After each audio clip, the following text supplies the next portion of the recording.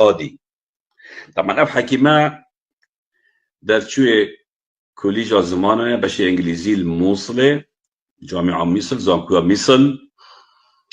اف کسا سرهلدانه وک ورگیر یان وک مترجم قال هزت هف پیمانیش کار دکت قال هزت هف پیمانی کار دکت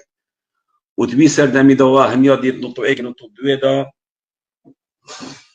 ببورن نطو ايك نطو دوي دا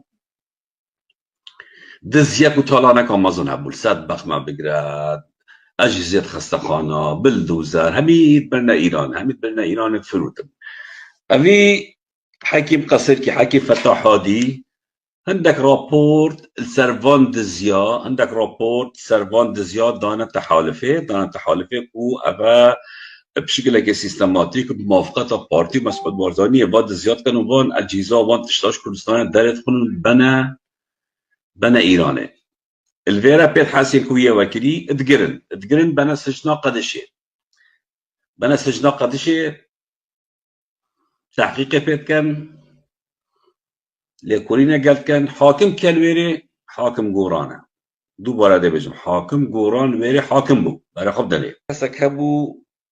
مدير السجنه بو وبربرس تعذيبه واشكنجه بو نبوي جمال قدشي بو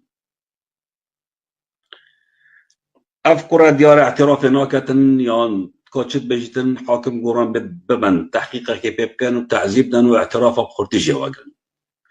او جراد بن قطن تعذيب دن تيلكا كهرباء دينن بلا شريبتن الويري افكسا شلال قريت يعني ولا تت ديارا تقول افصاعقت كهرباء تبت فولتيوات درجوات محدود بيتن هي او تشنو اما دا تيلاج ديواري فاكن ودا منو باغان اف كبرا شلال قريت وقت شلال قريت صعبته بما ظن مش دستي دات كبت ظنش كان شلال قريت كبرا قال تحالف ايش وتكت بنجده و چهار شلال قريت خسته اد سجده و سجده قدشه دش شو المظن بيت ودش دسته ودار كبت شكرن شبكه شوا رابط بنسر با نوی قلعه وتوير لطابنا خواره وتكوجني شلاليات يا بلند جيت كوجن ودبيجن اول سجنين رفيبو شوه ياخد سجنين دهاوتي ويه مري باخدن چروكان گنجك خليجي زانكويه تازه هادي دليب ملتي صوتي دزياجيتن يطلانت كان تقرير الدينامو المتحده وارن باب طالما وارن هذا دزياش ما كان ابا ملت طالان كده باش كيف هاتينا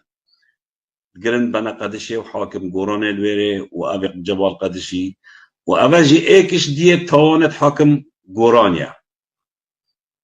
وقتی حاكم قوراني خوكوشتي مقود چيا جهنمي دونه يجياني بوي قالك صرخنا مكر بلا خودي ابا قرباني كي ويدي حكيم قصر كي ريكاني نوبي حكيم فتاح هادي حاكم الويري هنكي حاكم قوران باي فاصل مطلي